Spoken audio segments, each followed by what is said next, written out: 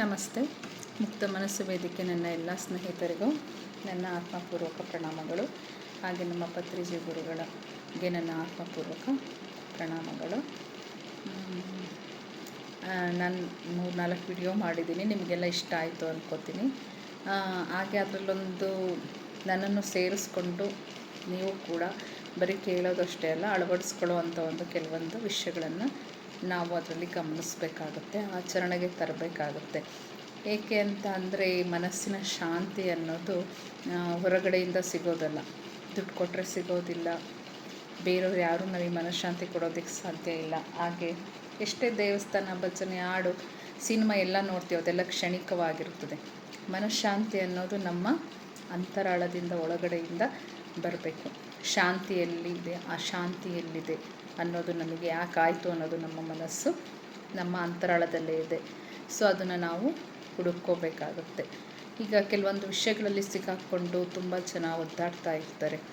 ಅವ್ರಿಗೆ ಹೇಗಾಗುತ್ತೆ ಅಂತ ಅಂದರೆ, ಒಂದು ಸಾರಿ ಒಂದು ಸಮಸ್ಯೆಯಲ್ಲಿ ಸಿಕ್ಕಾಕ್ಕೊಂಡ್ರು ಅಂದರೆ ಅದನ್ನು ಬೇಗ ಪರಿಹಾರ ಮಾಡ್ಕೊಳ್ಳೋದಿಲ್ಲ, ಅದರಿಂದ ಹೊರಗಡೆಗೆ ಬರೋದಕ್ಕೆ ಇಷ್ಟಪಡೋದಿಲ್ಲ ಅವರು. ಅಂದರೆ ಇಷ್ಟಪಡೋದಿಲ್ಲ ಅಂತಂದರೆ, ನೀವು ಯಾರಾದರೂ ಏನಾದರೂ ಅಂದರು ಅಂದ್ಕೊಳ್ಳಿ,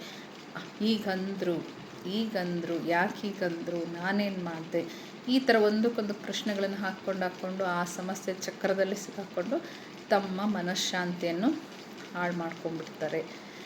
ಅಲ್ಲಿ ಅದೊಂದು ಸಂದರ್ಭ ಆಗಿರುತ್ತೆ ಅಷ್ಟೇ, ಆ ಘಟನೆ ನಡೆದೋಗುತ್ತೆ, ಮುಗಿಯುತ್ತೆ. ಸೊ ಅದನ್ನು ನಾವು ಕಲೆಕ್ಟ್ ಮಾಡ್ಕೊಳ್ಳೋದ್ರ ಬದಲು ಅದಕ್ಕೊಂದು ಪರಿಹಾರ ಕಂಡುಹಿಡ್ಕೋಬೇಕು.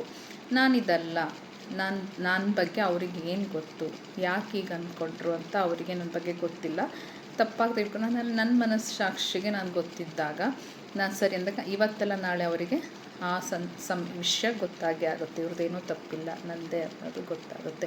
ಅದಕ್ಕೆ ಒಂದು ಸಮಯ ಬೇಕಾಗುತ್ತೆ. ಆ ಸಮಯದೊಳಗಡೆ ನೀವೇನು ಮಾಡ್ಕೊಂಡ್ಬಿಟ್ಟಿರ್ತೀರ, ನಿಮ್ಮ ಮನಸ್ಸನ್ನೆಲ್ಲ ಅಳಿಸಿ ಅದನ್ನು ಕದ್ರು ಮಾಡಿಕೊಂಡು, ಕೊಳೆ ಮಾಡಿಕೊಂಡು ಮಾನಸಿಕವಾಗಿ ನೋವು ಅನುಭವಿಸ್ತಾ ಇರ್ತೀರ. ಅಷ್ಟೇ ಅಲ್ಲ, ಆ ಕಿರಿಕಿರಿನ ತೊಗೊಂಡು ಮನೆಯವರಿಗೆಲ್ಲ ಸಮಸ್ಯೆ ಮಾಡ್ತೀರ, ಮನೆಯವರಿಗೂ ಸಮಸ್ಯೆ ಆಗುತ್ತೆ. ಆದ್ದರಿಂದ ಅದು ಲೆಟ್ಗೋ, ಬಿಟ್ಟಾಕ್ಬಿಡ್ಬೇಕು. ಆ ಸಂದರ್ಭದಲ್ಲಿ ಏನು ನಡೆಯುತ್ತೆ ಜೀವನದಲ್ಲಿ, ಎಲ್ಲರೂ ಈ ಸಂದರ್ಭಗಳು ಅನ್ನೋದು, ಆಡೋದು, ಮಾತುಗಳು ಇದೆಲ್ಲ ಬರ್ತಾ ಇರುತ್ತೆ ಅಲ್ವಾ.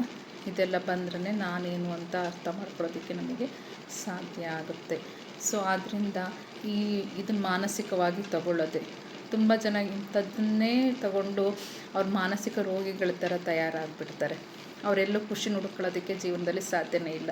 ಕೊನೆಗೆ ಯಾವಂತಕ್ಕೆ ತಲುಪ್ತೀಯಪ್ಪ ಅಂದರೆ, ಯಾಕಾದರೂ ಬದುಕಿದೀವೋ, ನಮಗೇನು ಜೀವನದಲ್ಲಿ ಏನು ಖುಷಿ ಇದೆ, ಎಷ್ಟೊಂದು ಖುಷಿ ಇರುತ್ತೆ, ಅದನ್ನೆಲ್ಲ ಬಿಟ್ಟು ಒಂದು ವಿಷಯನ ಇಟ್ಕೊಂಡು ನಮಗೇನು ಖುಷಿನೇ ಇಲ್ಲ, ನಾವು ಹಿಂಗೆ ನಮ್ಮ ಜೀವನ ಇಷ್ಟ, ಈ ಥರ ಎಲ್ಲ ಅಂದ್ಕೊಂಡು ಅದನ್ನೇ ಒಂದು ಪಾಸಿಟಿವ್ ಒತ್ತುಗಳನ್ನು ಕೊಡ್ತಾ ಅದನ್ನೇ ಜೀವನ ಅಂದ್ಕೊಂಡ್ಬಿಡ್ತಾರೆ. ಅದರಿಂದ ಏನಾಗುತ್ತೆ ಅಂದರೆ, ಈ ಸಂಸಾರದವರಿಗೆ ಡಿಸ್ಟರ್ಬೆನ್ಸ್ ಆಗುತ್ತೆ, ನಮ್ಮ ಫ್ಯಾಮಿಲಿಯವರಿಗೇ ತೊಂದರೆ ಆಗಿಬಿಡುತ್ತೆ. ಕೊನೆಗೆ ಮಾನಸಿಕ ರೋಗಿಗಳಾಗೋವರೆಗೂ ಕೂಡ ಹೋಗಿರೋರು ತುಂಬ ಜನ ಇದ್ದಾರೆ, ಇದೇ ಥರ ಸಮಸ್ಯೆಗಳನ್ನು ಹೆಚ್ಚು ಮಾಡ್ಕೊಂಡು. ಅದಕ್ಕೆ ನಾವೇನು ಮಾಡಬೇಕು ಅಂದರೆ, ಇದಕ್ಕೊಂದು ಪರಿಹಾರ ಕಂಡುಹಿಡ್ಕೋಬೇಕು. ನಮ್ಮ ಗಮನಗಳನ್ನು ಬದಲಾಯಿಸ್ಕೋಬೇಕು. ಕೆಲವೊಂದು ವಿಷಯಗಳನ್ನು, ಒಳ್ಳೆಯ ವಿಷಯಗಳನ್ನು ಮಾತಾಡ್ತಾ, ಕೇಳ್ತಾ, ಒಳ್ಳೆಯ ಜನಗಳ ಎಲ್ಲಿ ಖುಷಿ ಸಿಗುತ್ತೋ ಅಲ್ಲಿ ಬೆರೆಯೋದಕ್ಕೆ ನಾವು ಪ್ರಯತ್ನ ಪಡಬೇಕು. ಹಾಗೆ ನಮ್ಮ ಮನಸ್ಸಿಗಾಗಿ ಯಾಕೆ ಆಯಿತು ಅನ್ನೋದನ್ನು ಅದನ್ನೇ ಹೇಳೋದ್ರ ಬದಲು ಯಾವುದಾದ್ರೂ ಖುಷಿಯ ಕ್ಷಣಗಳನ್ನು ನಾವು ನೆನಪಿಸ್ಕೊಂತ ಹೋದರೆ ಅದು ಮಾಸೋದಿಲ್ಲ, ಅದಿರುತ್ತೆ. ಆದರೆ ಅದ್ರ ಬಗ್ಗೆ ನಮಗೆ ನೋವಾಗೋದಿಲ್ಲ, ದುಃಖದ ವಿಷಯಗಳ ಬಗ್ಗೆ ನಮಗೆ ನೋವಾಗೋದಿಲ್ಲ.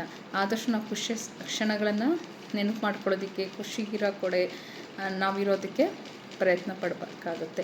ಈಗ ನೋಡಿ, ಗಂಡ ಹೆಂಡತಿ ಜಗಳ ಆಡ್ತಾರೆ ಅಂದ್ಕೊಳ್ಳಿ, ಅಂದರೆ ಯಾವ ಪ್ರೀತಿ ಇಲ್ಲ ಅಂತಲ್ಲ, ಒಟ್ಟು ಏನೋ ಒಂದು ವಿಷಯಕ್ಕೆ ಎಲ್ಲಿ ಸಾಮಾನ್ಯ ಆಗ್ತಾನೆ ಇರುತ್ತೆ. ಗಂಡ ಆಫೀಸಿಗೆ ಹೋದರೆ ಮುಗಿದವರು ಕೆಲಸಗಳ ಮೇಲೆ ಕೆಲಸಗಳು, ಅಲ್ಲವ್ರ ಗಮನ ಬದಲಾಗುತ್ತೆ. ಆಫೀಸಿನ ಕೆಲಸಗಳನ್ನ ಮಾಡ್ಕೊಂಡು ಅವ್ರಿಗೆ ಜಗಳನೇ ಮರ್ತೋಗ್ಬಿಟ್ಟಿರುತ್ತೆ.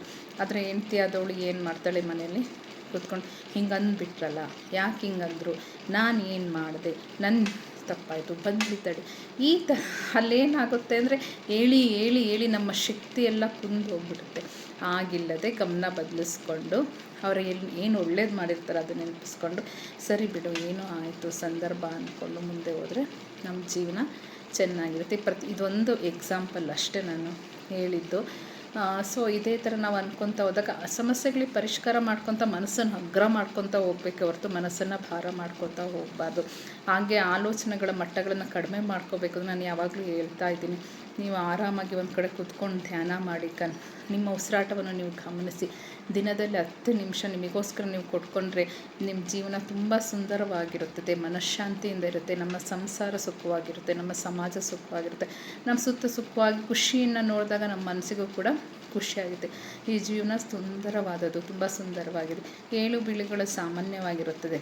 ಆದ್ದರಿಂದ ಅವುಗಳನ್ನೆಲ್ಲ 50-50 ಆಗಿ ತಗೊಂಡು ಅಲ್ಲಲ್ಲೇ ಪರಿಷ್ಕಾರಗಳನ್ನು ಸಮಸ್ಯೆಗಳಿಗೆ ಮನಸ್ಸಿನ ಸಮಸ್ಯೆಗಳಿಗೆ ಪರಿಷ್ಕಾರಗಳನ್ನು ಕಂಡುಕೊಳ್ತಾ ನಾವು ನೆಮ್ಮದಿನ ಜೀವನ ನಡೆಸ್ಕೋಬೋದು ಅಂತ ಹೇಳೋದಕ್ಕೆ ಇಷ್ಟಪಡ್ತೀನಿ ಮಾಸ್ಟರ್ಸ್. ಸೊ ನಿಮಗೆ ಈ ವಿಡಿಯೋ ಇಷ್ಟ ಆಗಿದ್ದರೆ ಲೈಕ್ ಮಾಡಿ, ಶೇರ್ ಮಾಡಿ, ಸಬ್ಸ್ಕ್ರೈಬ್ ಮಾಡಿ. Thank you.